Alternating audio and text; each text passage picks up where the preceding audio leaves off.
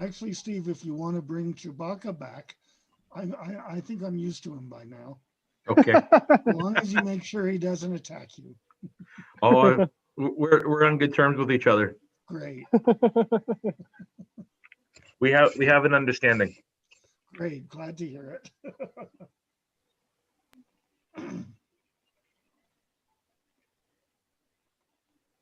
So, Chris, did you see the Google Doodle? Oh yeah, ooh, that was really something. I mean, Uh-huh. yeah, It's cool.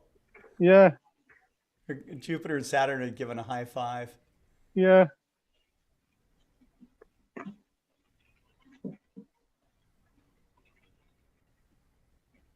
And what is your latitude, Chris?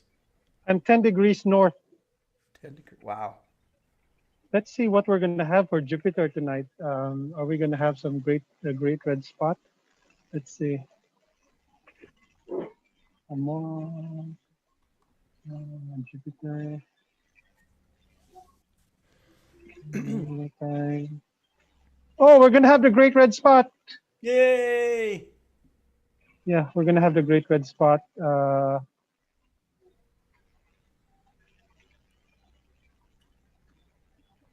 Okay. Yep, we're gonna have the great red spot at the central meridian. Yes, tonight. Now, when I saw the moons all lined up, Mm, it was just so beautiful. yeah, It was. I mean, just as you said, it was surreal. yeah. Looking You at know, your picture. I almost cried last night because while processing, the software went crazy trying to stack two planets at the same time. Looking I at your picture actually reminds me of the first time I saw a great conjunction of Jupiter and Saturn. It was September the 1st, 1960. It's like well over 60, almost 65 years ago. Oh, wow. And that was one of the first observing sessions I ever had.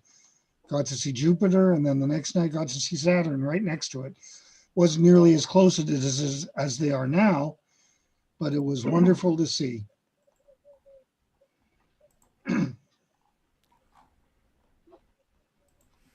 Yeah, it's this is really mesmerizing. I never expected. I've seen Jupiter and Saturn thousands of times, but the two of them together, it's really Yeah, something. not like this. Yeah, that's right. Not like this.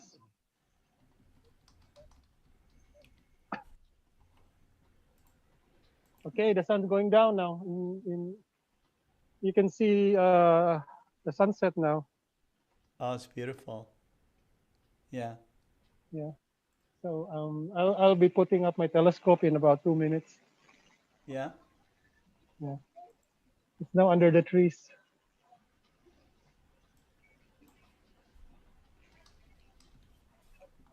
Yeah, I never thought I'd be doing this. Last week when that tropical depression arrived, I was like, I Oh, was in depression. it was my heart sank when you sent me that message. I just go, ah, you got to be kidding me. Really, I felt like crying. Yeah. Then yesterday, I wasn't even sure because it was raining hard yesterday morning. Then in the afternoon, everything just cleared up. Yeah. Somebody likes you out there.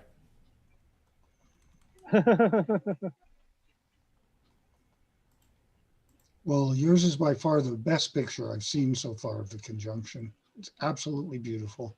Yeah. Yeah. We're gonna have a family picture after with Jupiter and Saturn on the background. Yes.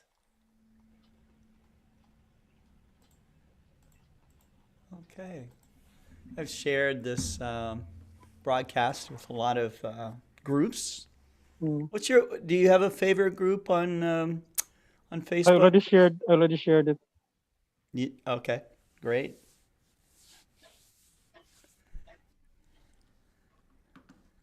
So, let Charlie me. Morrison is watching from Scotland. He said he saw him getting closer last night. So if you got everybody that's watching this right now should share this because you never know who might not be able to see it. You don't know who's clouded out somewhere, and this is going to be their chance to watch it. Being imaged by. Let me set up my telescope. Sure. Thanks, Chris. Yeah.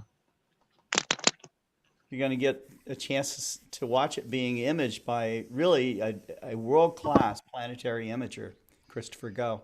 I'll tell you. After this is over, I would appreciate you telling us the total worldwide audience that we had for this all 5 parts of this. Yeah, sure. Absolutely. This is a real special experience for all of us, I think. Yeah. Especially me. Yeah.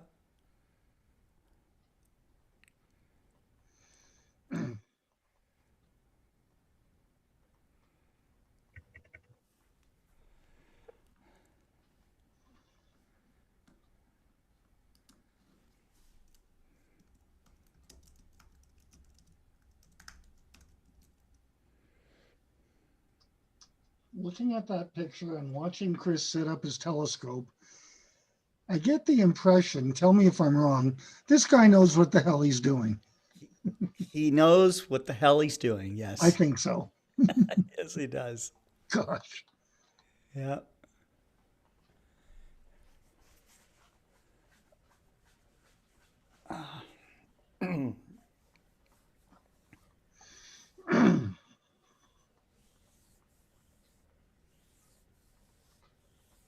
And Steve, you were the president of the Royal Astronomical Society when? No, I was the president of my Your chapter. center Yeah. uh, Twice? from 2018 to 2020. Oh, okay. I only stayed on for one term. Uh-huh. It's a big responsibility. It's a lot of work. It's a lot of work. Mm-hmm.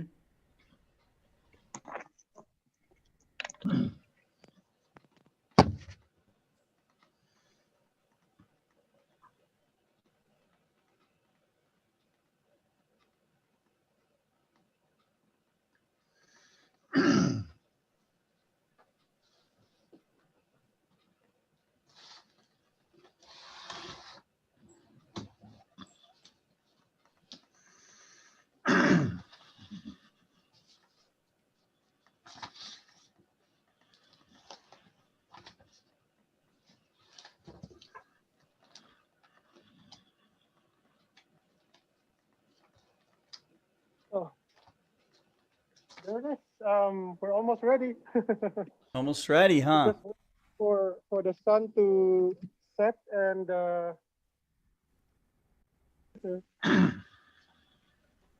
on Saturn. You can see the sun has set. Yes. The sun's gonna set in 24 minutes. 24 and minutes. 10 minutes Okay. after that, we will see All right. we'll see Jupiter.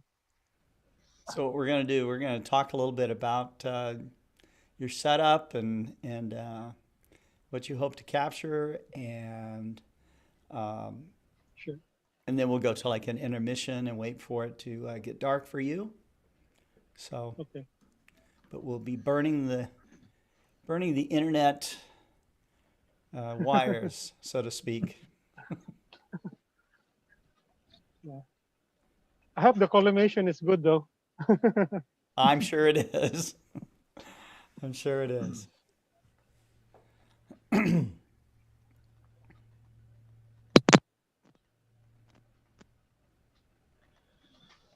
we'll start in 14 seconds.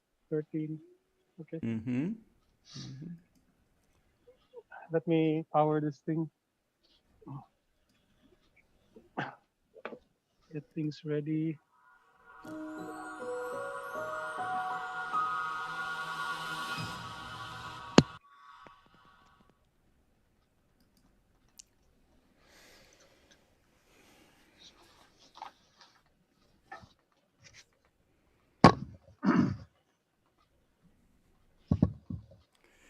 Well, hello, everybody. This is Scott Roberts here, and I am here with David Levy and Steve Malia and Christopher Go.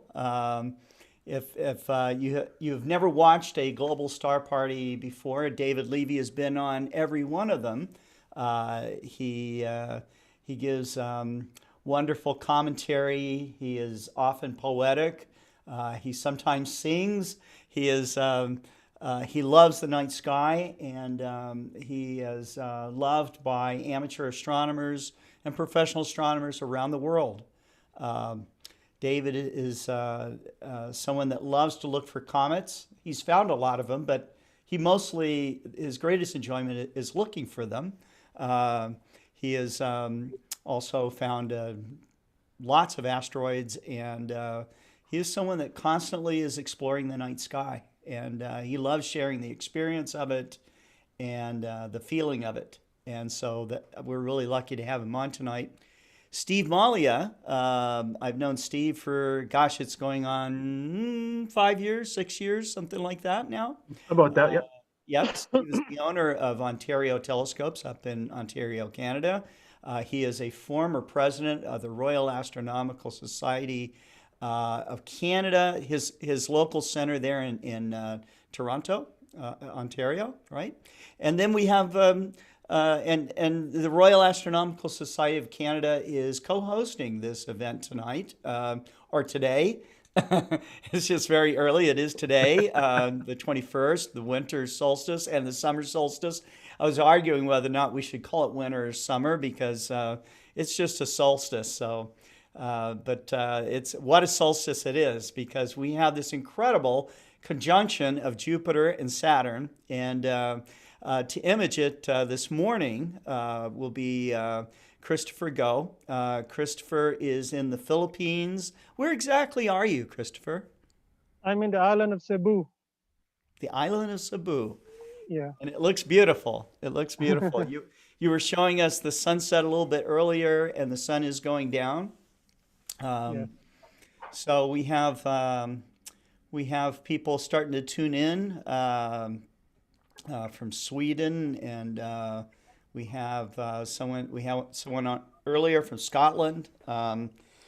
And for those of you that are watching right now, please share and with your favorite groups on social media or with your friends. As I mentioned earlier, you never know who might be clouded out by this. Chris was supposed to be clouded out. There was a tropical depression heading over there. And Chris, you told me that it's cloudy everywhere in the Philippines except for where you are. Is that right? Yes. Except in the Visayas, in Luzon right now, it's basically totally cloudy over there right now. And also in the southern Philippines, it's also cloudy. Just the eastern Visayas is clear. Oh, great. It has to be clear in Arizona because the state legislature just passed a law stating that it has to be clear. With That's a a fine, great law. They're going to have a $200 fine for every minute of clouds we Yeah. get on this conjunction day. Yeah. Oh. And Steve, I think, will report that the Canadian House of Commons tried to pass the same law, but they tied Justin Trudeau up and they said, no, you can't do it because of the rights of clouds. And so they didn't do it in Canada. The rights of clouds. I can tell you which side of the law I am on that one. Yeah. Clouds have rights. So Steve, why don't we do it this way? Let's start off with having you talk a little bit about the Royal Astronomical Society of Canada, and then you can turn it over to David, and then we'll then turn it over to Chris. But it's still going to be, you think, roughly half an hour, Chris, before you can Probably start 20 it? minutes. Around 20 minutes. No, wait, So 20-30 minutes, yeah. yeah, so we'll do our thing that, and then if we have to, we'll take a little intermission, but we'll stay online with you, and then and then come back out of our intermission with Chris with live images of this conjunction. So that's great. So go ahead, Steve. Let me. Thank you very much, Scott. It's quite an honor to be here among some titans in the industry, and to represent the RASC today. The RASC, Royal Astronomical Society of Canada, has its roots that go back to the mid 1800s as a society of like-minded individuals who enjoyed the science disciplines, particularly with astronomy. It wasn't always called the Royal Astronomical Society. In the early 1900s, when having royal assent was fashionable, it was there was a petition made and it was granted the title royal. The Royal Astronomical Society has several centers, clubs across Canada, from one end to the other, all the way up to the Great White North in the Yukon, a very active center up there, all filled with enthusiastic astronomers of all ages and all levels. The society is very welcoming to anyone who does want to join. And you don't even have to be in Canada. We have members across the globe, around the globe, rather. And it, some really good individuals and notable individuals of the society. We have one with us today. Mr. David Levy, of course, is a member of the RASC as well. I believe from the Mississauga, sorry, no, I'm from Mississauga, from the Montreal Center. So the RASC is a very active society with several activities that happen throughout the year. They are also the owner of Sky News Magazine, and they self-publish another magazine to its members called Journal, which is a document with more scientific related articles, more technical type documents. And they also put out a very good document every year called the Observer's Handbook, which is read and enjoyed by people all around the globe. If you wanted to find out when the next conjunction would be, or when there's going to be an occultation, it will be in the Observer's Handbook for that year. So it's a very, very good document for anyone who's looking for that special event or that rare event that might not fully be publicized. The RASC is going to be with us later today. We have members from across Canada who will be talking about various aspects of Canadian astronomy and the offerings that it has given to the world in terms of not only its stories that have been handed down from generation to generation of Canada's native people, but also the advancements in technology and the sharing of that technology to help all of mankind to get to reach its goals within space. So we'll hear about that. Here's some great poetry as well from some Canadian astronomers and other aspects of the RASC and what we do. And I think we'll actually be showing off our new robotic telescope, which is located in Northern California. And hopefully we can get some pictures out of it for tonight too. It seems like everyone's clear, so hopefully we'll get that window there as well. Yeah, that's great. Thank you, Scott. Thank you. So, David, it would be an honor to have you start off this great conjunction. This what will in total be a 5-part series of broadcasts going until all through this morning until the night. So, I think you're muted, David.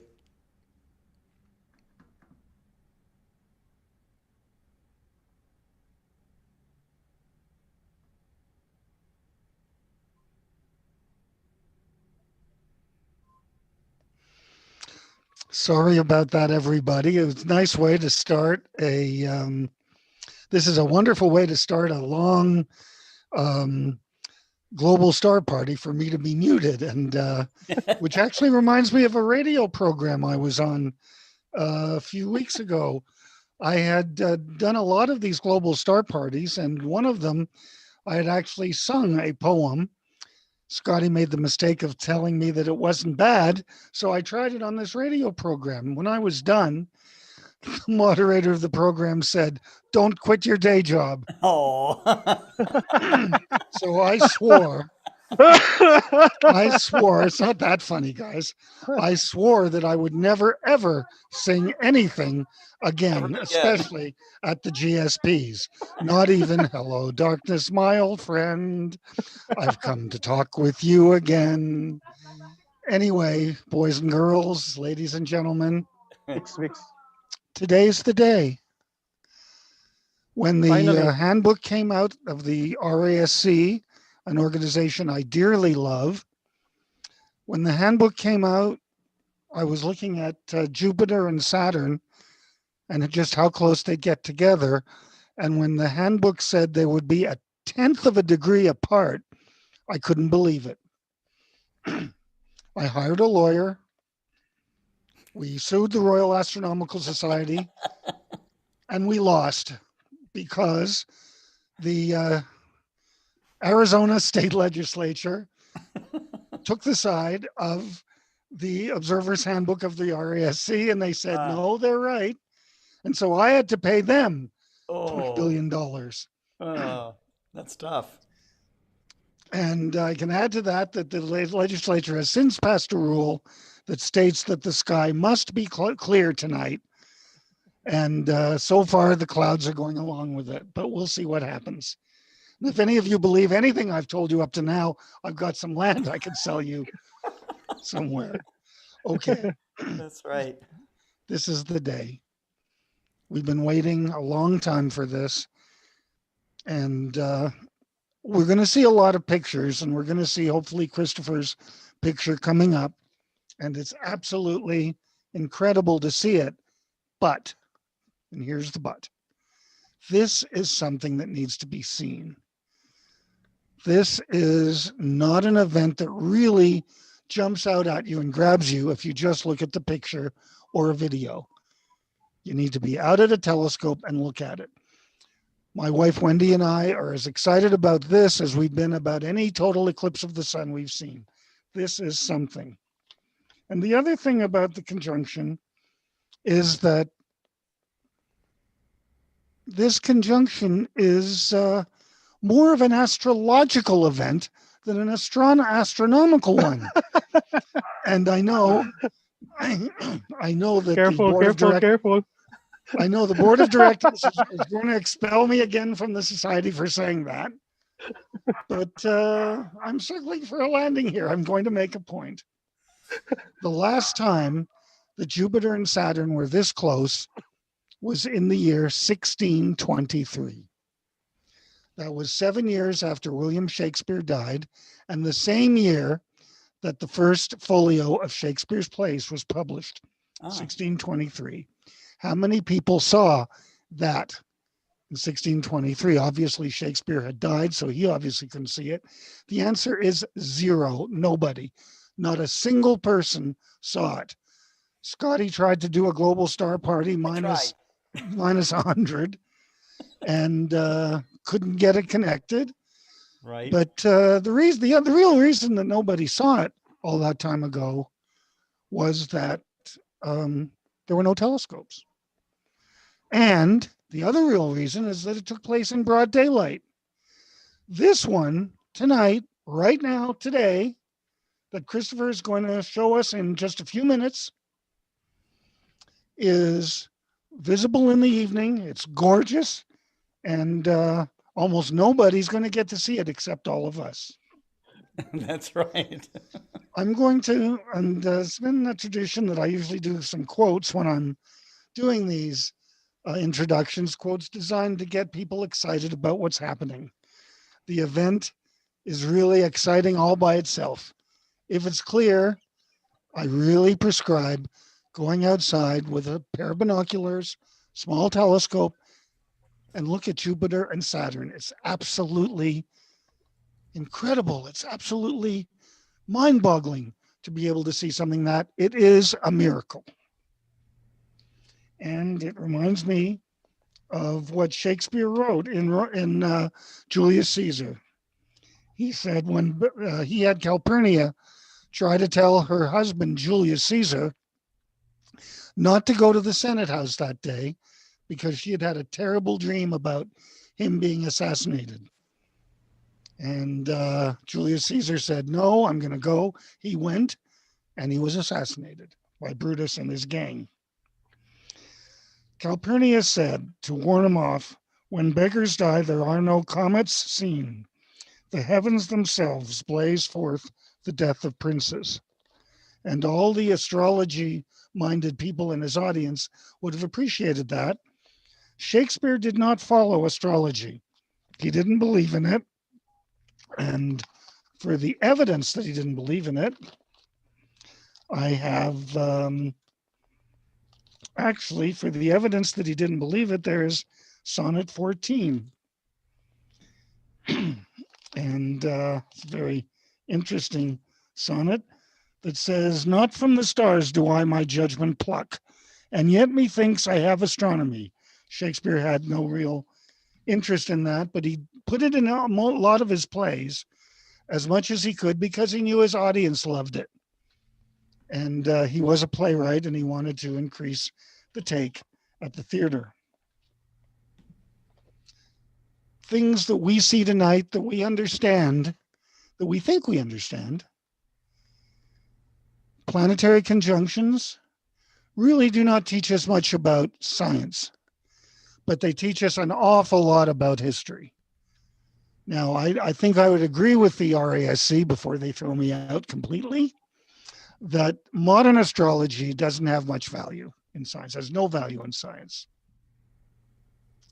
We're talking now, when we look at this conjunction, about ancient astrology, about thousands and thousands of years ago, when for the purposes of predictive, either judicial or natural astrology, people actually made predictions as to where the planets would be and the conjunctions.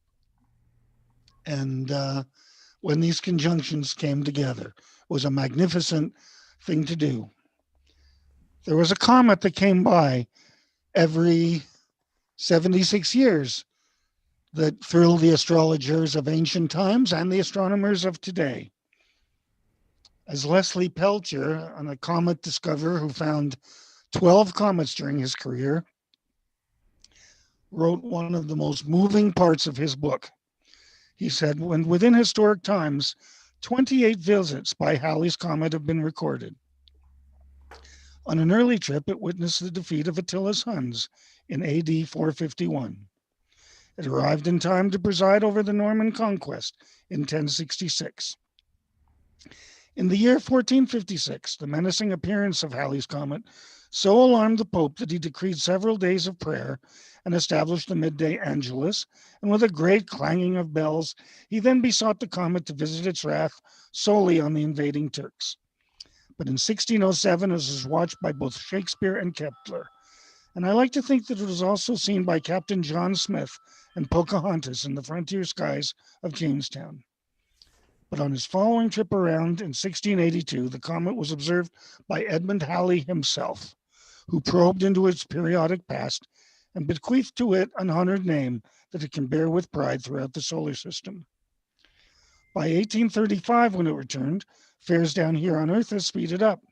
Many a canal boat traveler looking down could see the comet glowing on the surface of his highway. Humanity himself had taken to the skies when the comet appeared in 1910, for he was making fledgling flights of 100 miles or so. In 1986, our historic visitor was visited in turn, for in that year, a spacecraft from Earth held a rendezvous with Halley's Comet out in space. This is my favorite part of this. Who would venture to foretell the wonders and achievements that the comet will witness in that distant year of 2062? Or will humanity itself prove periodic? Will the Huns be back again? I don't know. For those of us who have lived in the United States or all around the world this year with this horrible pandemic we've been through, it really has been a terrible year, except for two little things. This summer, Comet Neowise brightened the sky and was absolutely gorgeous. And today, we have the closest conjunction since 1623, of two planets. I invite you all to go outside, look up at the night sky, enjoy Jupiter and Saturn together in one field of a telescope or binoculars, and be able to live the rest of your lives saying, I saw the great conjunction of 1623. I saw the great conjunction of the year 2020. I remember looking at Christopher's picture earlier on tonight that he took a couple of days ago. Last night. It brought me back to when I first started in astronomy. The first time I looked through a telescope was at Jupiter during the Great Conjunction of 1960. Jupiter and Saturn weren't anywhere near as close as they are tonight, but they were there. And Galileo himself would have felt no greater thrill than I did that night when I was able to see Jupiter and its 4 moons. Enjoy this conjunction. It's wonderful. It's thrilling. And at the same time, I take this opportunity to wish every one of our listeners a very happy holiday season, much happier 2021, and keep on looking up at the night sky. Back to you, Scotty. Very nice. Very nice. We have a listener here. It was excellent. Beautiful, David. Thank you. Thanks. We have a listener here. His name is Greg McCall, and he says that Shakespeare keeps getting mentioned. My great-grandfather, 12 generations back, was his brother. So, yeah, so we have some connection there. So, wait a minute. I don't think Shakespeare had any brothers. I don't know. I have no idea. I don't think he did. But maybe I'm wrong. I usually am wrong. But we'll see. But in any event, we do know that William did not see the conjunction of 1623, but almost certainly his dad took him outside in November of 1572 to show him the supernova in Cassiopeia. I can't believe that John Shakespeare would not have brought his son out to show him that wonderful supernova. They didn't know it was that, but it was. And now, before I get thrown out of here, back to you, Scotty. Okay. Well, we're going to turn this over to Chris. Chris, we were talking earlier, and I know that you were super excited about having clear skies and getting to see this spectacle that we've all been waiting for. You know, it is so amazing to me. I mean, at the first part of this month, I mean, Jupiter and Saturn were still pretty far apart. You know, and yes. I thought, is it really true that they're going to be that close in just 21 days? You know, I just had a tough time believing it, you know, and so I was out this evening, or yesterday evening, excuse me. I'm running off of about 1 hour of sleep here. And it was beautiful. It was beautiful. I was looking through a 10 millimeter Plossl eyepiece, which doesn't have a super wide field of view, but there they were, both in the eyepiece, 2 jewels, in there, and it was just amazing. It was just amazing. And then Chris sent me an image that he did yesterday. Again, beautiful image, and I know he had to work hard on it to get it processed correctly, but it's beautiful. It's stunning, and that's what you saw if you were watching the very first part of this program. The inset photo was the shot that Christopher did. I'm going to turn this over to you, Chris. So it's finally here. We're on December 21, the conjunction of Jupiter and Saturn. You know, I know about this since last year during NEAF of 2019. While a friend of mine from Thailand just informed me that this conjunction is going to be very close. And when I played with the planetarium software, I was surprised that it would be about how many 6 arc minutes from each other. I mean, like. And I have to say that this image, it's best viewed through a telescope. I know that there's a lot of images out there.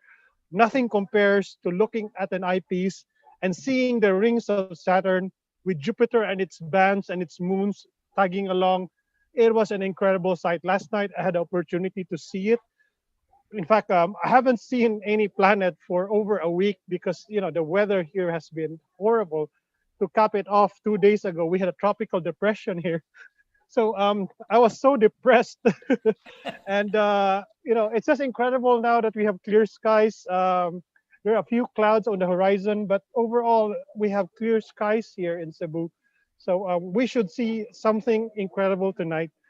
Again, for those of you who have the opportunity, get a pair of binoculars or even a small telescope, get out there, observe both planets. It's an incredible sight. I would say that it's almost like watching a total solar eclipse, Yeah. only much rarer.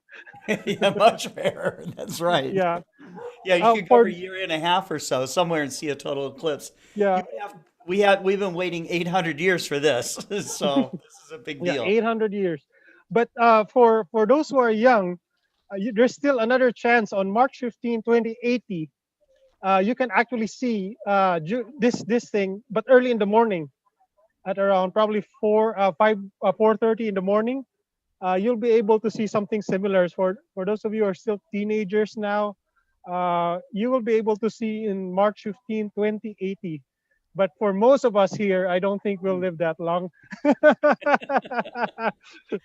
I'm having myself frozen so I can thaw it out to see it once again. So, In fact, I think there's a in the 22nd century there's an occultation of Jupiter by Mars. oh Now, wow. I mean, Wow, wow. we won't live through that, but that thing's gonna be incredible. Yeah. Yeah, that's awesome. That's awesome. So, you're not at your home. You mentioned that you went to a mountaintop to a friend's house, or when it, Yes, yes. yeah. I'm in a friend's house. It's the home of the classmate of my daughter. We're good family friends, and I'm here at their house. I'd like to say thank you to Jasmine Oy and for hosting us here. Uh, we have an incredible place here to observe clear western horizon, Hmm. and we're excited. Still clear now. We can see the moon up now, and I think Jupiter in a few minutes. So I'll be going out. I think sunset happened about 5 minutes ago. So in a few minutes, can you check if you can see Jupiter? My wife has the sharp eyes. She can see Jupiter. Not yet, but soon we will see Jupiter soon. So Great. I'm very excited now to see how close both planets will be. Okay. So, I guess we could take an intermission for a little while. How much time do you think that we should wait? 10 minutes. 10 minutes. Just 10 minutes. Uh, Anyway, I'll be once I see Jupiter, I'll be pointing it and sticking my camera there. For those of you who are imaging, I know I posted a few weeks ago that this might require a multiple exposure. No, you don't need a multiple exposure. Um, from my experience last night, all you need to do is to saturate Jupiter at around 95 histogram, 95% histogram, and you should be able to capture decent Saturn and the moons of Jupiter. You can see it now? Okay, we can see Jupiter now. Uh, Yay! Wait a sec. Let me align it. Okay. Okay. You can see it now.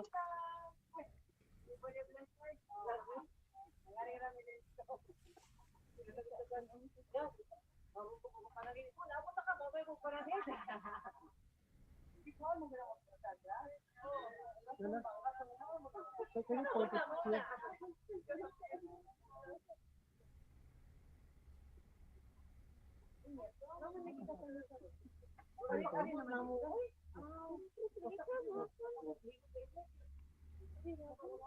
Okay, I have my wife pointing the telescope for me.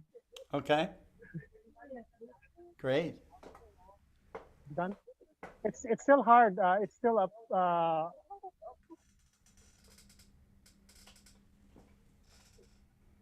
Can you see it? Yeah,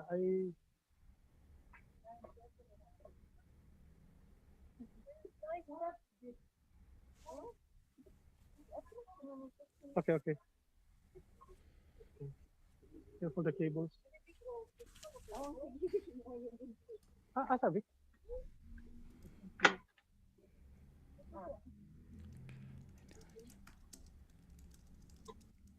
It's kind of hard to see during twilight though.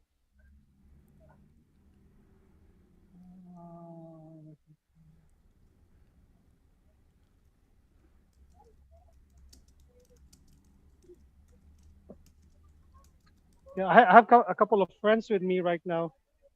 One of the people here is this is a global star party, so they're about 200 years. Yeah. No, kita. Oh. Okay, adlaw man dito. This is he's in Arkansas. This U.S. and Canada. Yeah. Okay, sir. Okay, okay.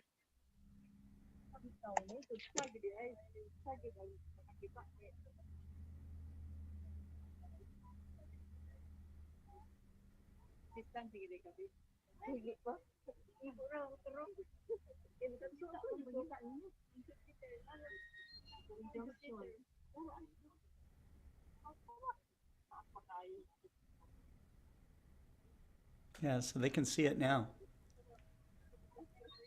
You can see Jupiter with the naked eye now.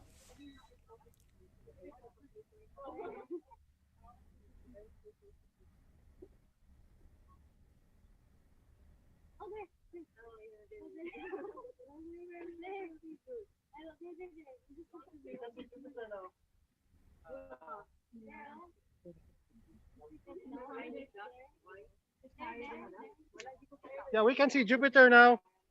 Cool.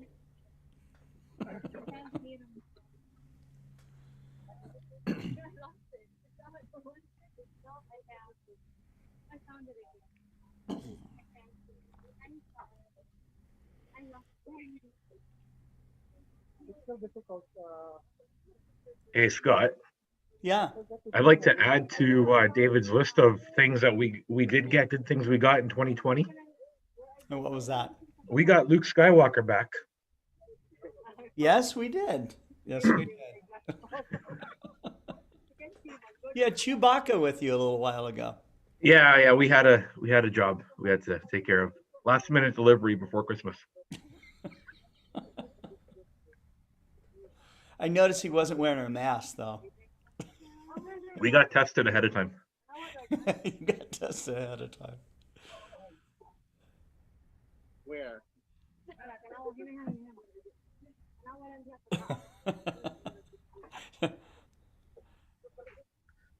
Lots of excitement. Yeah. Well, they've already spotted It's very bright Jupiter now. naked eye. Yeah. So if you're just now tuning in, you're watching the 27th Global Star Party with David Levy and Steve Malia, co-hosted by the Royal Astronomical Society. Okay, it's already on the field of view. The telescope. Okay. The Okay. camera now. Woo! And we have Christopher Go with us in Cebu, the Philippines. And he has dodged the bullet because there was a tropical depression storm that was heading towards the Philippines. It's now heading towards Vietnam. But Cebu, this island off the Philippines, is the only clear area of all of the Philippines right now. So we got really super lucky. And if you don't know who Christopher Go is, he's one of the great planetary imagers in the world. And so we're really lucky. And I know he's super excited. So let me set things up.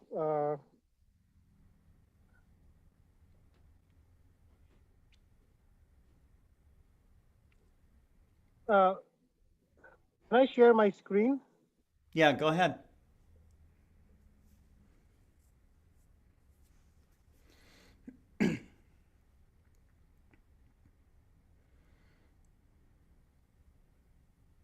Okay.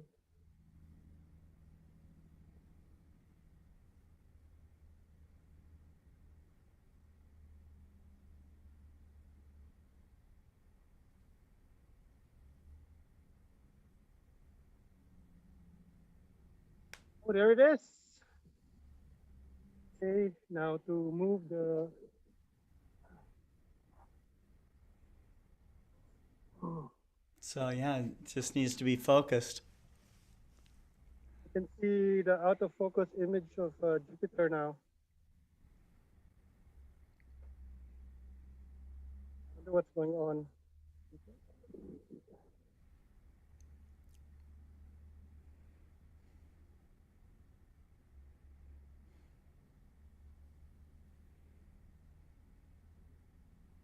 Looks like the collimation is go. good.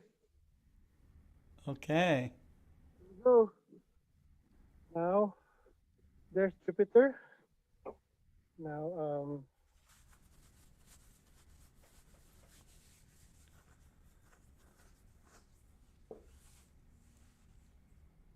woo! Oh, there it is. There it is, guys. Yeah. Okay. Oh, fantastic. You still have a looks like a dot. There we go.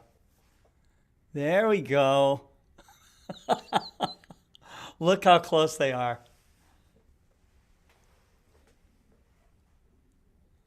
You can see the moons now. Let Yes. me focus this thing.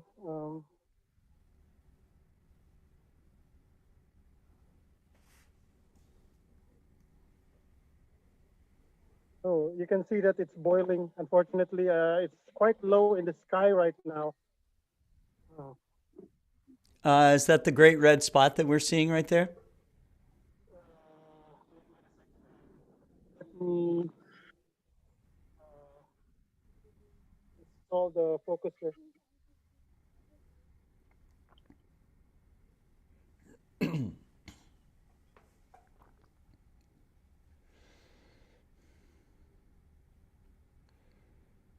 But okay, I need to focus this thing, guys. Uh,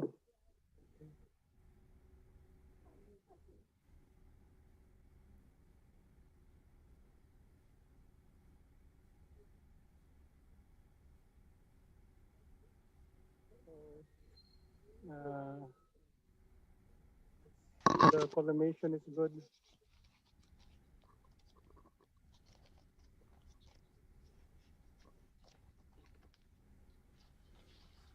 Okay, wait a sec.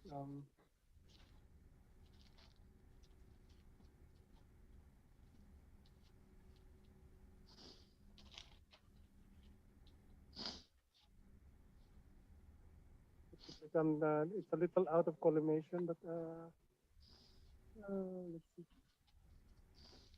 Should be okay.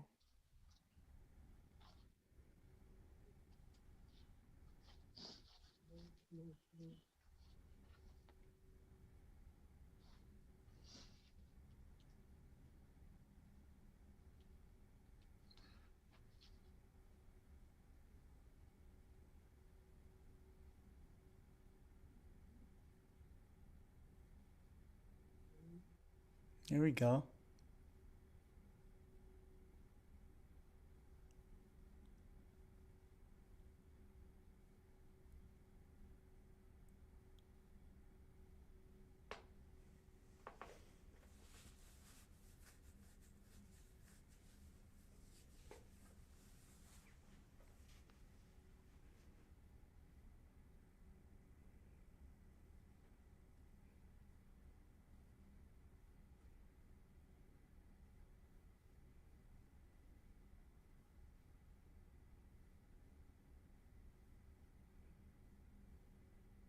If we can get all the moons now.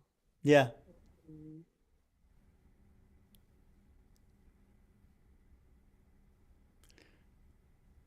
Donald White is asking if you're able to also capture Saturn's moons. Yeah, Saturn's moon is gonna be a little difficult because if I want to get details of Jupiter, let me Yeah, let you'd me have set to it out first. probably blow Jupiter out, I would think.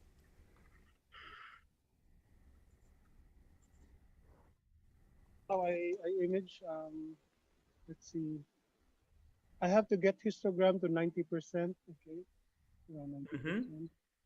I'm using monochrome. Oh, okay. You can see the great red spot. See over here. Yes. Yeah, I thought so. Yeah. Okay. Let's see. Stop this. So Jupiter's quite a bit brighter than Saturn, Oh yeah, it is 10 times. 10 times brighter. Wow. And we'll go to the blue filter. Okay. Which scope are you using tonight, Chris? It's a Celestron C8. A C8. Okay. You can see Saturn on the. Let's see if I can reduce the size of this thing.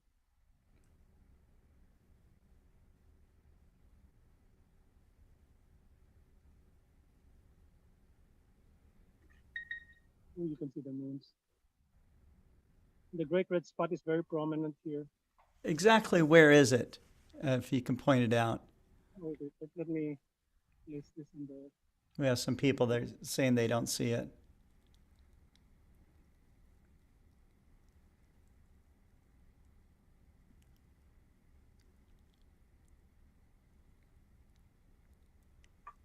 I think I might be able to get Titan tonight.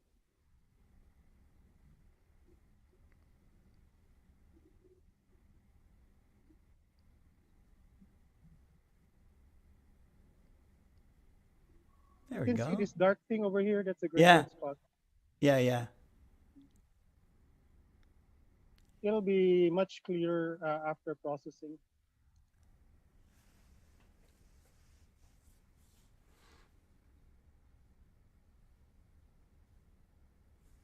And what is your exposures like? It's about this is a 46 millisecond exposure. 46 milliseconds. Okay.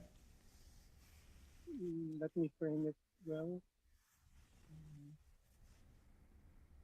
You can see the moons. Let's see how many moons we can get. 1, 2, 3, 4. Okay, we got 4. So we get it to 90%. It's going to be much better than yesterday.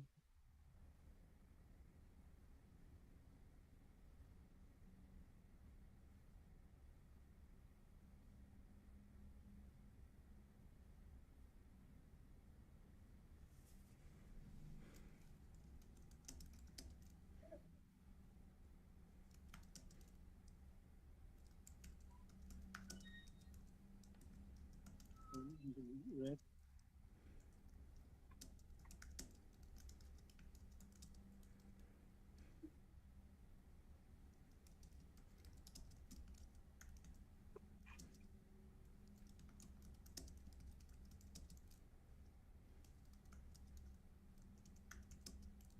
Let me lower the speed of my drive. It's too fast.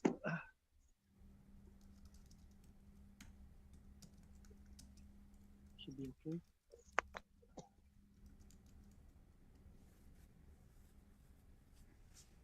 Okay, guys, can you please everybody sit down? I'm gonna do some capture. Okay, let's do some capture.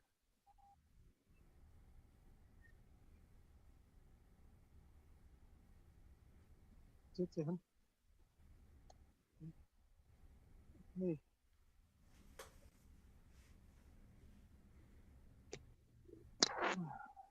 It's incredible to see the rings of Saturn now. Yes. And just the two of them at the same time. The great red spot doesn't really show up at the red filter.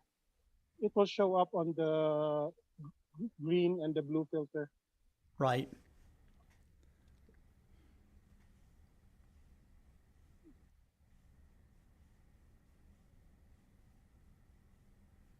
Yeah, if you're watching this live with us right now, you can see some features on Jupiter. You can see equatorial banding, and you can see the great red spot. Now you can see. Yeah. So there you go. There it is. You Yes. can see it here, the great red spot. Oh, what happened? Wait a sec, I have to redo that.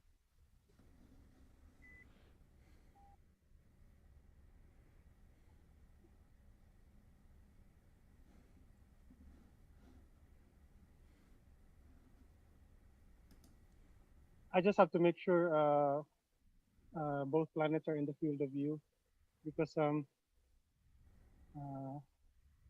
my mount isn't really perfectly polar aligned. Um, but it's incredible. There they are, very close now. Yeah, it's beautiful. And so far it's quite stable. If you look at it, it's Wow. not that bad.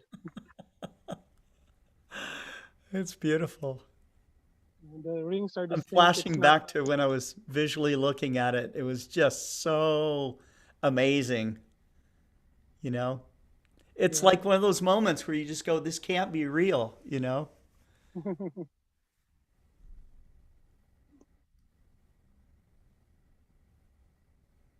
So we're gonna take some RGB. I think I'm gonna take 3 sets of RGB. And I was asked by some people to take a methane band image uh, of both planets, which is gonna be very incredible. You can Yeah. see the high altitude clouds and the ice of these objects.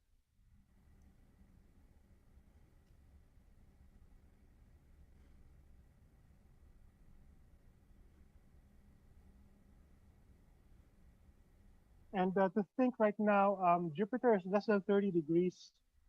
So it's quite low in the sky right now.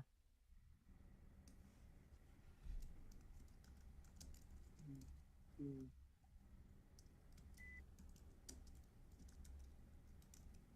Yes, we have clear skies here. Ooh, beautiful.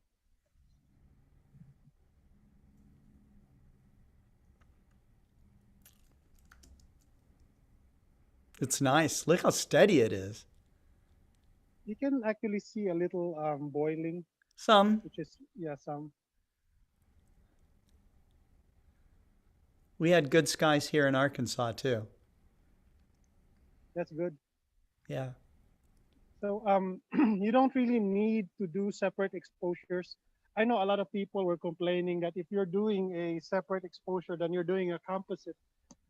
But in this case, I just found out that it's totally unnecessary to do separate exposures. You can see that clearly. You can see Saturn here, although it's quite dim. But since you're not really going to very high resolution right now, it doesn't really matter.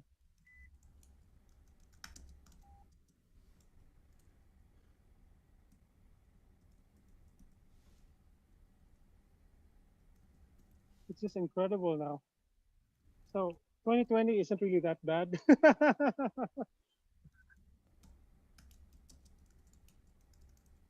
It's awesome.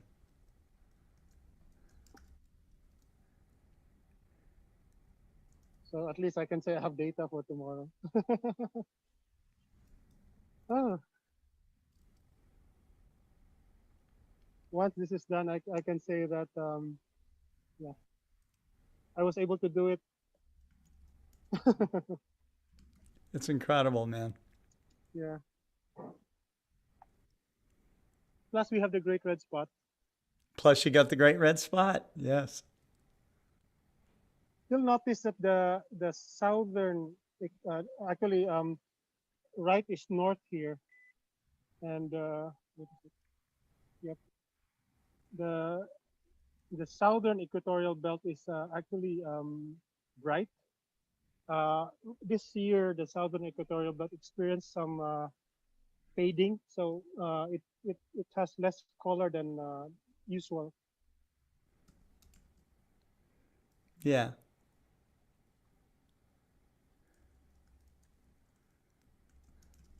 Mhm. Almost,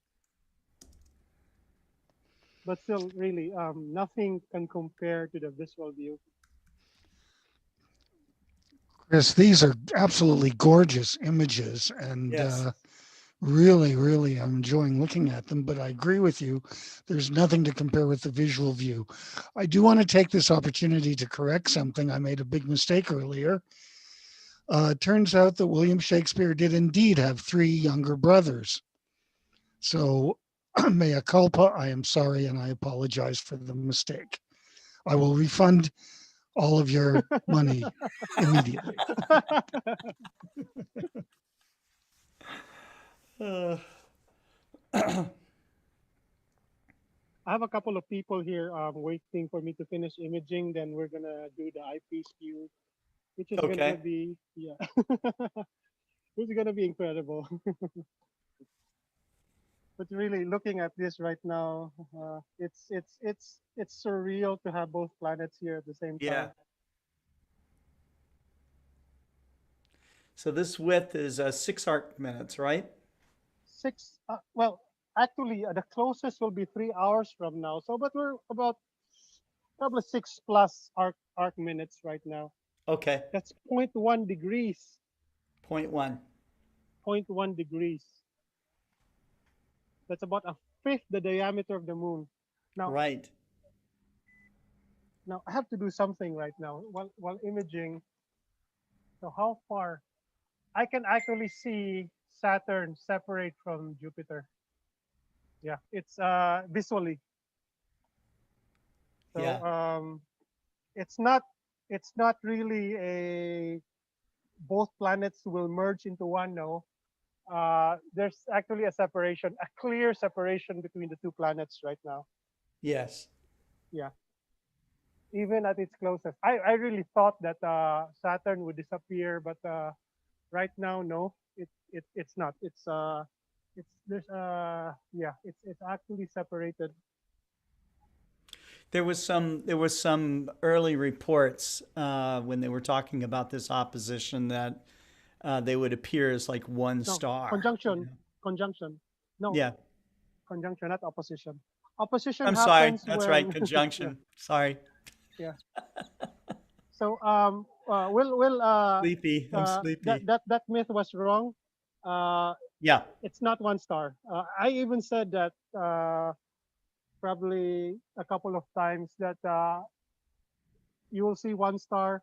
That's not the case. Zero point 0.1 degree is quite far enough. Yeah, Yes. yeah. Distinct. It's actually you can see a distinct separation between the two. Yes.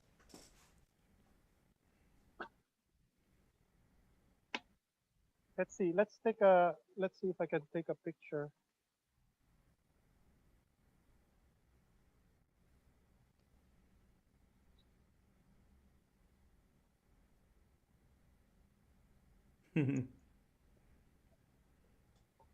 Our group is calling it the Christmas double star. Double planet, double planet. Double planet. Okay. I'll okay. Let's go to the methane band. Let's see what happens.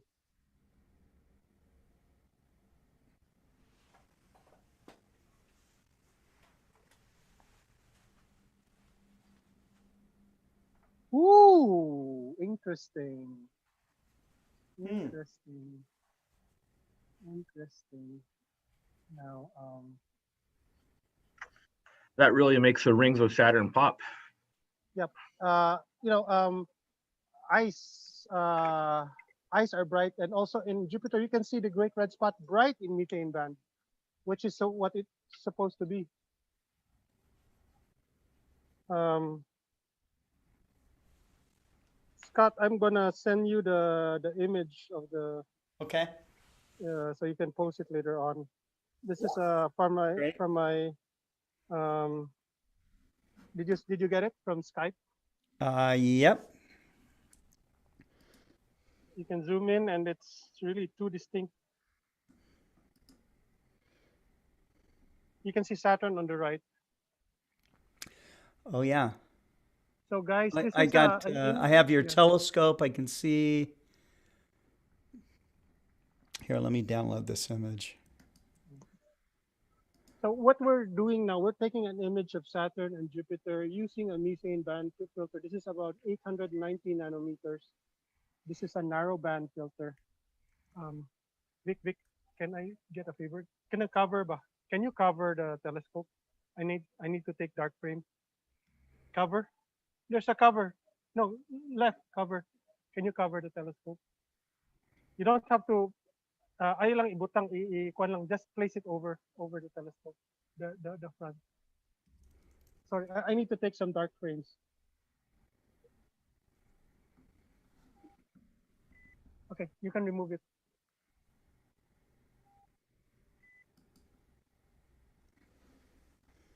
Okay, guys.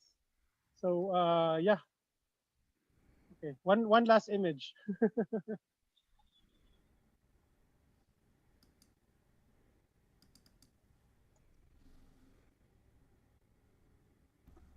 So I'm happy.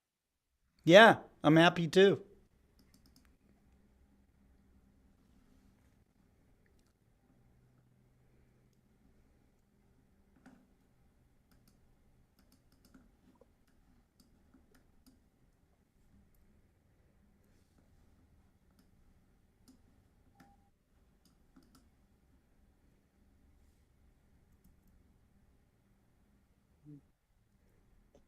Oh yeah. So are there any When you questions zoom in, you from can the you can audience right definitely now? see both planets on your photo. Yeah. Are there any questions from Let's anybody? see. Let's see.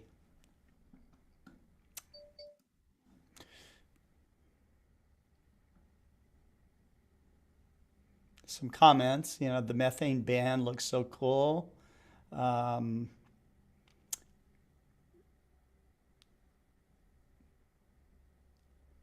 somebody's asking, could you blow up Jupiter and Saturn to see the satellites of Jupiter and Saturn? Yeah, in a while. In a while. After Yeah, I take after this some image.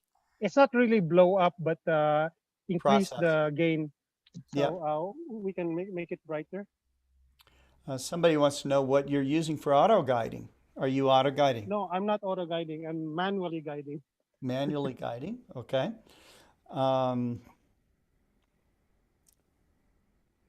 Marco Polo says he got a nice shot with the great red spot about 9 hours ago. Seeing in Southern California was decent. Alejandra Chavez says, I would like to see a processed image. I'm skeptical because I've never seen a red spot in my telescope, only on NASA images. Oh, you're going You to can see go it. to my website. I have tons of images of the Yes. red spots. He's got like detail inside the great red spot in his images. Yep. I also process images for NASA, so Yes. on the side. I'm sure they're very grateful for that. Donald White says the moons appear faint. It's always tricky as you need to get in best of both planets. Yeah. Well. But after processing, the moons will pop out. So yeah, Yes. it's not a problem. Mm-hmm. Donald also says yesterday you had to use a 0.7 focal reducer to get them both in the same frame. Today he's going to test without the reducer using an Evo 8 HD. You have to understand that I'm using a huge camera right now. It's a Yeah. 1-inch, 20 megapixel cam. I actually got this specifically for this event. So it's a QHY 183 monochrome camera. The Mm-hmm. reason why I'm using a monochrome camera is because Jupiter right now is very low. If we had a color cam right now, um, what's going to happen is that the planets are going to look very ugly. This is because uh, the three colors, red, green, and blue, will not focus on the same plane. So if you notice, if you look at planets low in the sky, you'll see fringes, especially anything below 70 degrees. You're going to see fringes. So one side's going to be red, the other side's going to be blue. This is atmospheric dispersion. And this is what happens when you're using a color cam. There is a way to go around it, which is an atmospheric dispersion corrector, but it's difficult to use, when the planet is very low. So Yes. right now I'm just going mono, and so far because it's been good from my images last night. Everything looked well, so yeah, I'm happy with it. Right. Okay. I'm just getting a couple of images just to make sure that in case one of those images were bad. Chris, I don't have. Yeah, what is go your ahead. website? It's astro.christone.net, or you can just Google me, Christopher Go Astro, Christopher and Go. Astro. Here, let me And find it for them.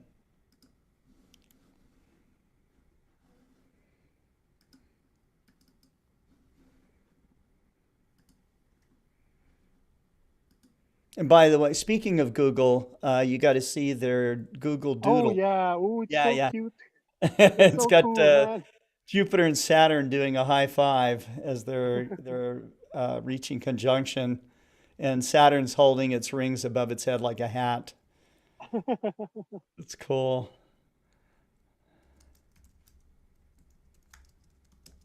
It's just surreal that I'm imaging right now. I still can't believe it. In fact, I still can't believe we're doing this right now. Yeah, me too. Me too. 2 days ago, I was It like, wasn't "Oh, is this gonna wasn't happen or supposed what?" to happen. But here we are. Yeah, Look, you can see the great red spot, very distinct now, over there. yeah. Somebody said that it didn't look red to them. This is because he's shooting in monochrome, so it's only going to appear in gray tones.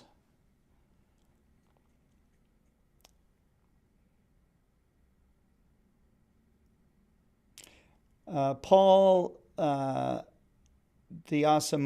Diasamito says that I hope Chris has some process alternative for the OCS planetary. I don't quite get his question.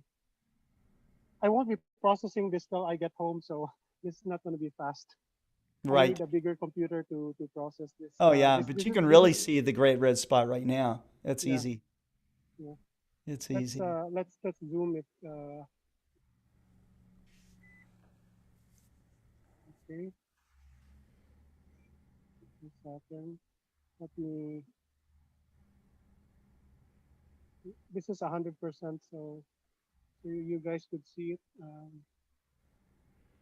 Oh yeah. Much better now. It's still it's boiling because but here the Yeah, great but red there's the spot. red spot.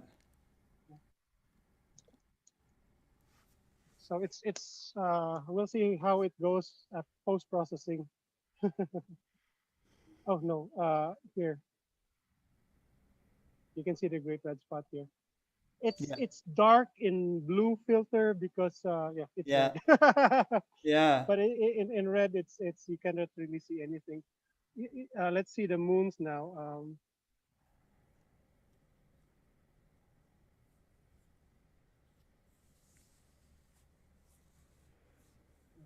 Okay. Let's see if we can also see Titan.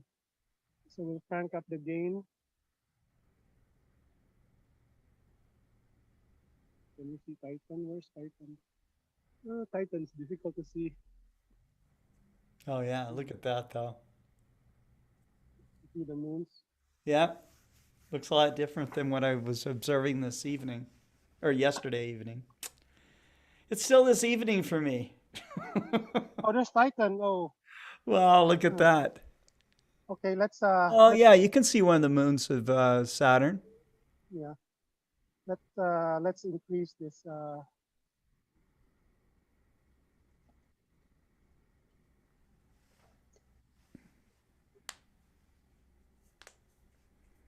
Okay, let me take an image so I can have Titan there. Sure. But you can see how dim Titan is compared to the other moons. Yes.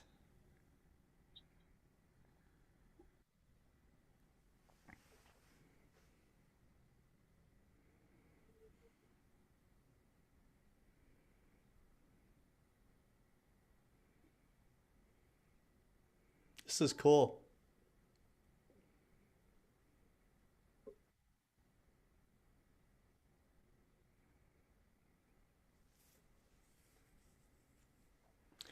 Uh, Jiram says, watching you guys from Korea, just watched the conjunction by I 40 minutes ago. Yeah, even with the eye, it's incredible to see both of the planets so close Oh to each yeah, other. yeah, yeah. You have to see this visually by eye. It's really a treat. Okay, let's get an image with Titan.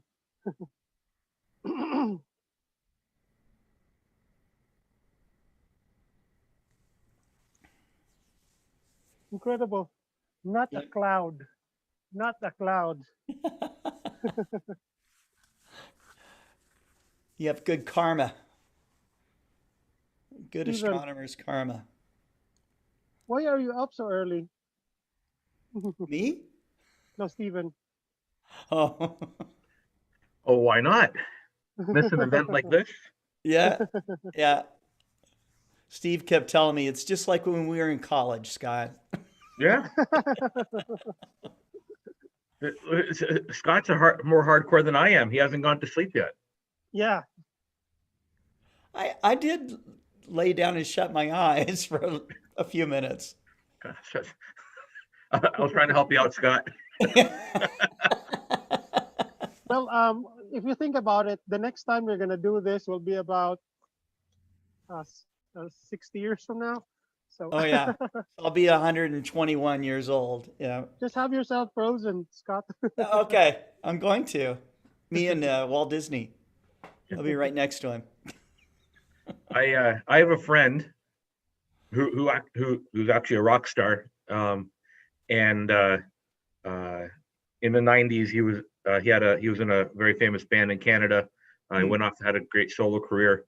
And I messaged him one morning, and he got back to me shortly after that. And I said, I'm surprised you're up so early, being the rock star that you are. And he said, well, what makes you think I even went to bed yet? Yeah. Okay, fair enough. Fair enough. That's right. And when the funny thing is, when I look on Facebook, he's actually awake right now. Is he?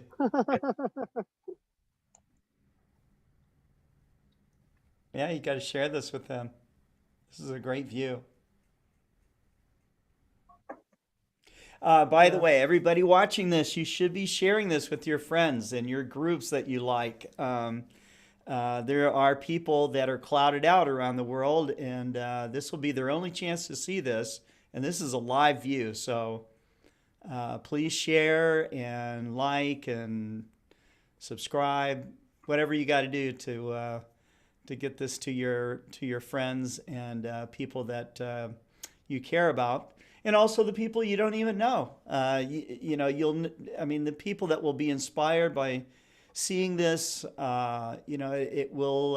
has an effect on them. And I personally believe that exploring the night skies and exploring the stars is actually beneficial for your psyche and your mind and your health. Believe it or not. Yes. This is Look one at of the Scott. few really good things we've had this year, is this wonderful conjunction to see. Yeah. Yeah. Justin Nath is saying, happy solstice from Texas. This is incredible. So how many people are there watching now, Scott? At any given time, about 45 to 50 people stream through on live streams like this. I will, once the stream ends, then I can see actually how many people watched, and that's just on Facebook. We are simulcasting on five different channels. We're on Mount Wilson Observatory's Facebook page as well. We are on Twitch and Twitter and YouTube at the same time. And we're also on the homepage of cloudynights.com. Thank you very much, Mike Beeler, who arranged that. And we're also broadcasting on the Explore Scientific live page.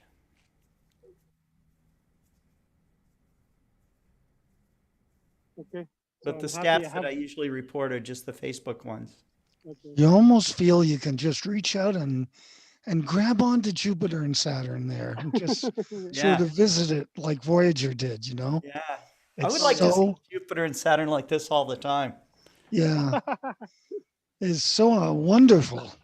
Yeah, It's like a I'll have dream. sleepless nights though. it's like a dream. That's right. Paul Diasamito says, I'm in the Bay Area of California enjoying the show. This guy, Frank Rodriguez, he's watching from the Canary Islands. Oh wow, that's far. Yeah.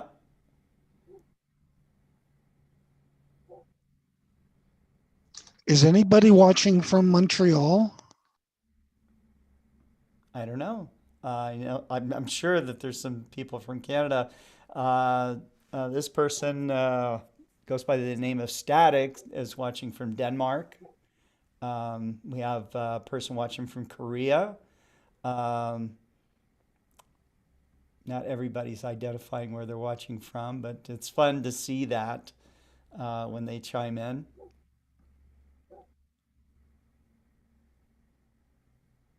That's Somebody wants to know, what does this conjunction mean for you? What do you? I mean, aside from the beauty of this, I mean, what is it? well for me. It's a chance for to show people the night sky. So I have Yeah. about probably a dozen people here who will be observing in the eyepiece. So yeah, Yes. it's an opportunity to get especially young people into astronomy Mm-hmm. because here in the Philippines, everybody who had telescope in stock, everything's gone. Nobody has telescope in stock here right now. So yeah, it's heightening up a lot of interest in astronomy. Mm-hmm. For me, it is giving the chance not to celebrate um, so much the astronomy of today, but the astrology of ancient times, where people took very careful records of the orbits and positions of the planets, not for the same reason we do today, but for astrological purposes. We don't use that today. There are no modern astrologers that astronomers have any respect for, really. There may be one or two, but the There are. ancient astrologers, the contribution that they made allows us to see how rare tonight's event really is. It's more rare than we can imagine. Yes. And for me, It's that's incredible what that is so important and so wonderful about tonight. they were able to, example, predict orbits or eclipses even without computers or even with their basic math during that time. Yes. They don't have the complex math we have right now, like algebra or even calculus. Basically, practically basic arithmetic. Yeah. The emperors of China had to correctly predict eclipses Mm. because they were the sons of heaven. So if they couldn't do that, then they really might not be, the real deal. But guys, to me, when I see events like this, and I'm able to share it with others, like we are right now, it shows that we are indeed hurtling through space. We have, you're seeing this dance of the planets, as they get, if you watch Jupiter and Saturn just this month, starting December 1st, they were quite far apart still in the sky, and now they're almost kissing. I mean, it's just amazing, and it's Yeah, a that's true. reminder that we're hurtling through space. We It's a have miracle in a way. But yes. Steve, what is the most important thing that you see out of tonight? Tell us, please. Oh wow. Well, the actual event itself, the rarity of it, to me is very important. because I don't think I'll be able to see this again. My kids will, hopefully. There won't be clouds at night. Um, but I'm scrolling through. I've been scrolling through Facebook past few days.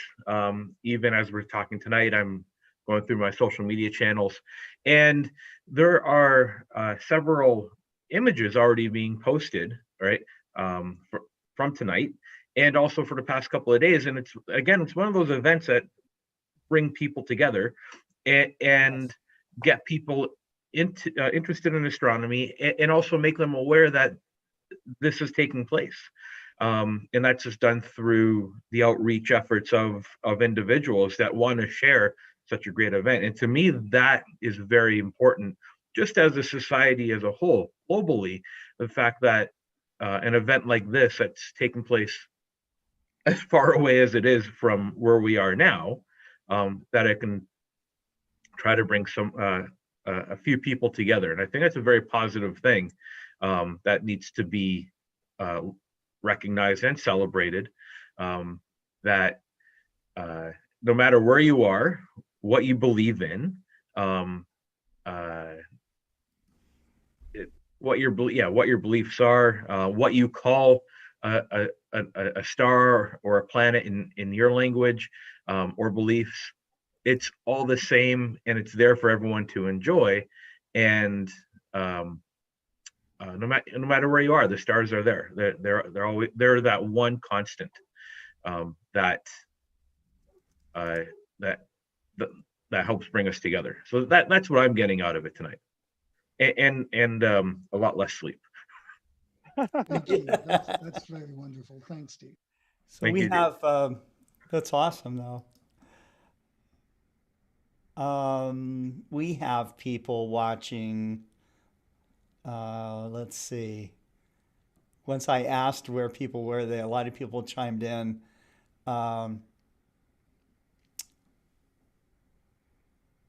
Denmark.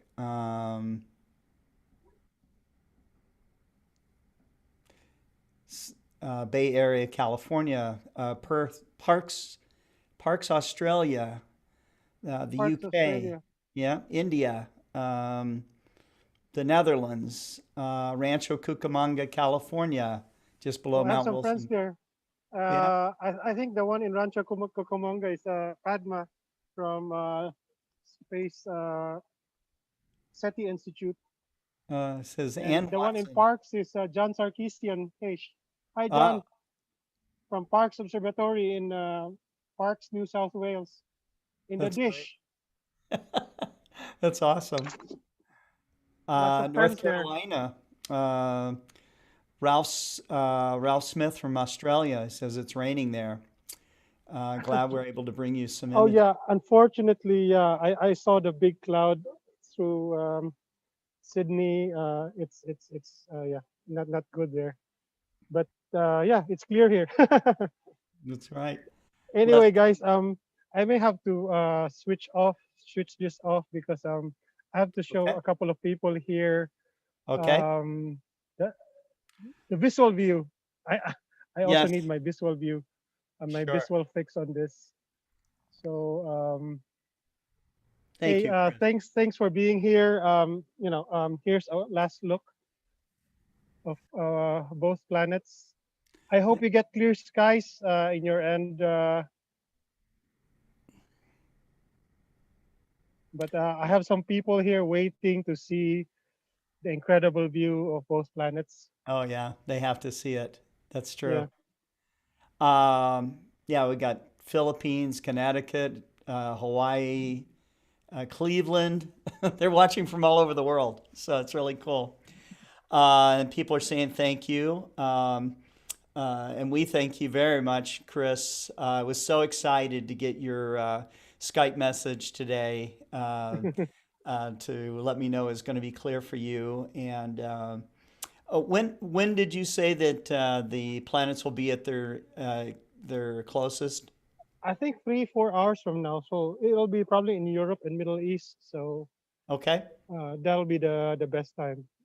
But it's probably just a few arc seconds closer, so it's not really, a huge difference.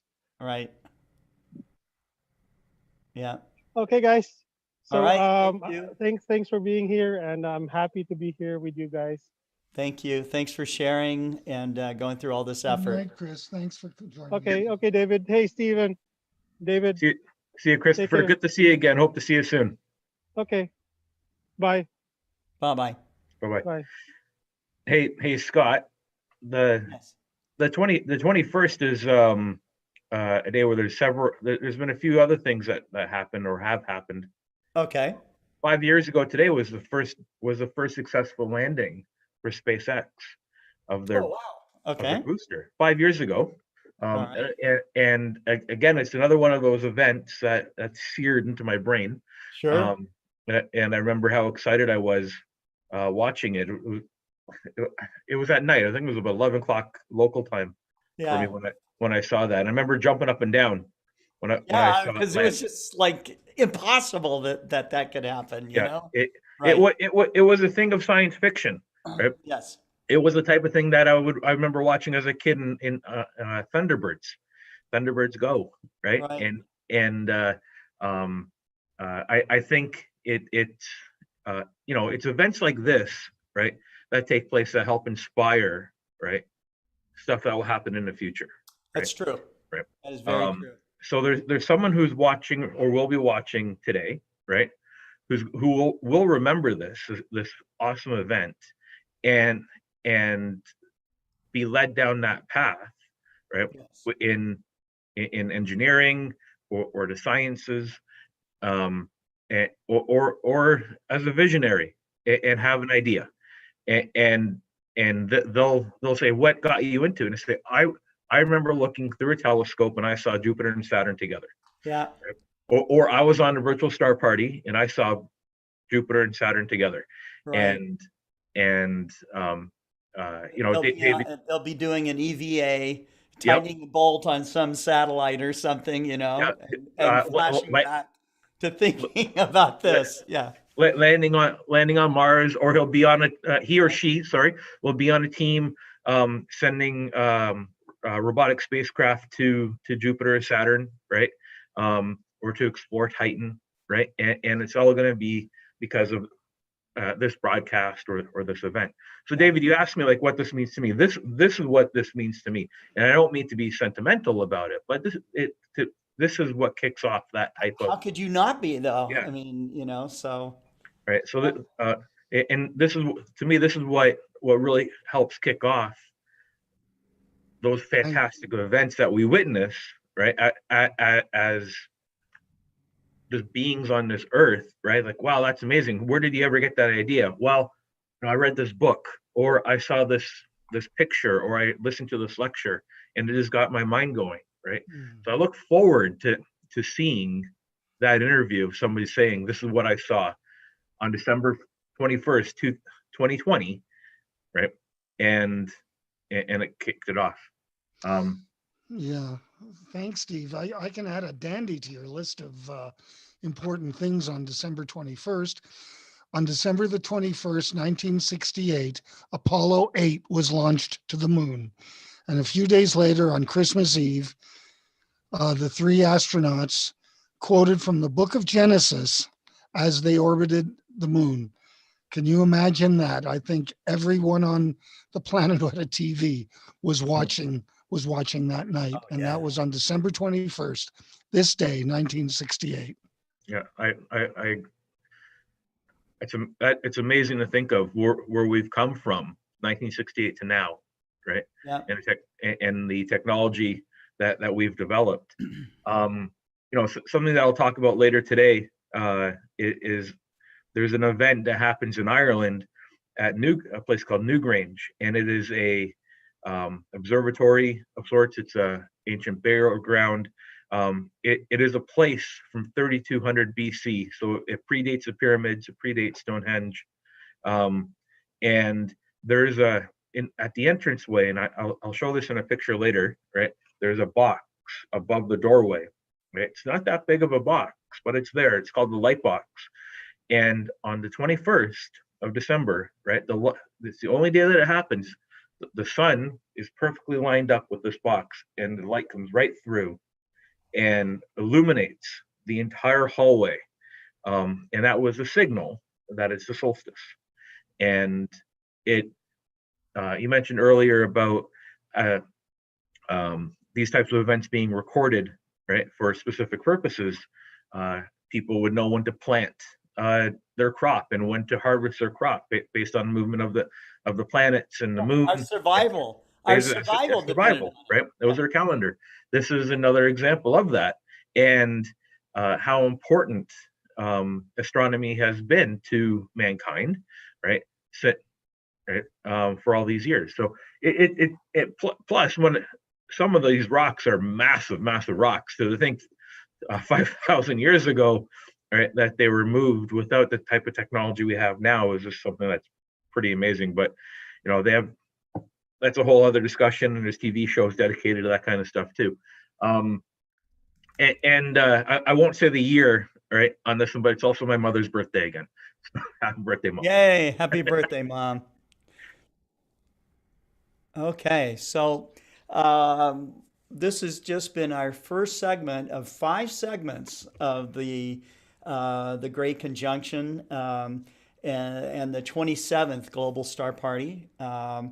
We will take a break, maybe get a short nap, and we're going to be back on coming up at 7 o'clock on the in Central Time. Let me get you the Universal Time. That would be at 1300 Universal Time. Universal Coordinated Time will be 1300, and we will have Deepti Gautam from Nepal, and we have Levy and the Stars from Arkansas, from Springdale, Arkansas. And of course, Steve Malia and David Levy will both be with us as well. So that'll be our second segment. And then that'll be followed up by a 10 o'clock segment, 10 a.m. Central Time, which will be 1600 Central. We have astronomers from Europe to Africa with Mike Simmons helping out for that segment. And then we come back at 1:50 p.m. Central at 1950 Universal Coordinated Time. And we will have Western North America and South America joining us. And then on the at 4:45 p.m. Central, which is 22:45 Universal Coordinated Time. We will have the final segment, which goes into the evening, and I'm not sure what time it will end, but we have quite a few astronomers joining in at that time with lots of live imaging that will be going on, not only in North America, but down in South America as well. Don't forget it's summertime down there in South America, and the sun sets quite late down there. After 8 p.m., I think, is when it's set, like 8:40 p.m. In Chile and Argentina. So, but we'll have some great imagers at that time. We'll be giving away some door prizes in the evening as well, and the astronomers of the Royal Astronomical Society of Canada will be joining in that segment as well. So it's going to be a lot of fun. Take your vitamins, get some rest, get something to eat, and come back and watch. We're going to be broadcasting all day. So thanks very much. Thank you, David. Thank you, Steve. It was awesome. You guys were amazing. And special thanks to Christopher Go for going through all the effort to get that mountaintop observing point, and for clearing the skies as he did. So very cool. Okay. So we'll see you guys. We'll see you soon. It's going to be in less than it's going to be a couple of hours from now. So I'll see you guys logging back in. Take care, and thanks again.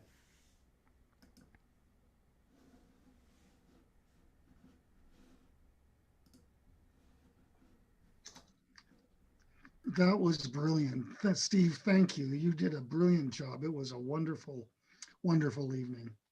Thank you, David. Greatly appreciate that. For I always keeping enjoy track listening of- to you speak. Thank you, Steve. Do you remember the first name of Mr. McCall? The fellow who suggested that he had an ancestor who was Shakespeare's brother? Donald, I think. I think it was Donald. I don't really remember. I hope he was listening because I was really wrong with that. Have you heard of there's an author in Canada. His name is Dan Falk. He wrote a I know book. him. Yeah, I know Dan. Yeah. Okay. Yeah, I saw him speak at the Mississauga Center about science and Shakespeare, and it was quite an eye opener. I didn't really appreciate Shakespeare as I should have while I was in high school, and I gained a greater appreciation for him afterwards. And, Oh yeah, he was that. He's I've come